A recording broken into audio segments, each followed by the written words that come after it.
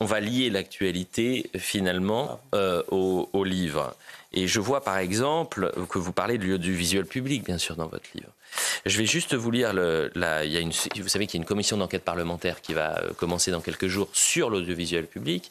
Et vous avez le rapporteur, Charles Aloncle, qui étrille, charge Delphine Ernotte en disant « mais attendez, c'est pas possible ». Déjà, rien que sur le budget, quand vous avez 80 millions de pertes pendant tout un mandat, il y a quand même une question, je lui poserai la question. Mais au-delà du budget, c'est l'idéologie. C'est vrai que vous combat depuis des années, c'est ce combat idéologique au sein de l'audiovisuel public. Contre l'extrême gauche. Et l'extrême gauche médiatique qui a fait tant de mal est l'un des vecteurs du cocufiage du français en matière d'information et qui est en même temps contribuable, c'est bien entendu l'audiovisuel du service public. C'est aussi, pardonnez-moi de vous le dire, un cocufiage également particulier du juif qui donne ce que vous avez vu à la Philharmonie parce que l'audiovisuel de service public a utilisé, je parle sous le contrôle du sénateur notamment dont je parle dans le livre, a utilisé des ONG comme Médecins sans frontières que vous présidiez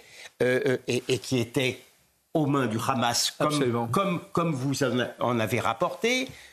Ils ont donné les chiffres du Hamas sous couvert d'une défense civile qui était liée au Hamas, ils ne le disaient pas. Le contribuable, l'informé et le juif sont tous cocus par l'audiovisuel de service public. Et finalement, le plus grand cocu en France, c'est qui ? Non, mais il y a une bataille de... Il y a une bataille de cocus.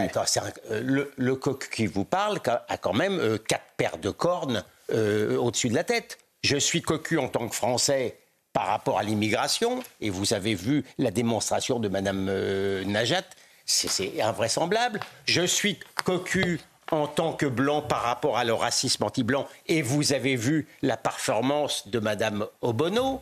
Je suis cocu en tant que mâle blanc pour les mêmes raisons, et je peux vous dire que quand je suis avocat et qu'un type vient me voir, il est accusé d'harcèlement sexuel, il est innocent, il a le malheur d'être un peu connu, je ne peux pas lui promettre, je vous assure que je ne peux pas lui promettre de le sauver, parce qu'il est déjà condamné avant même d'avoir été jugé. Et bien entendu, je suis cocu en tant que juif, compte tenu du fait que je passe maintenant pour un génocidaire et que je ne peux pas aller tranquillement écouter l'orchestre philharmonique d'Israël. Voilà. Est-ce qu'il y a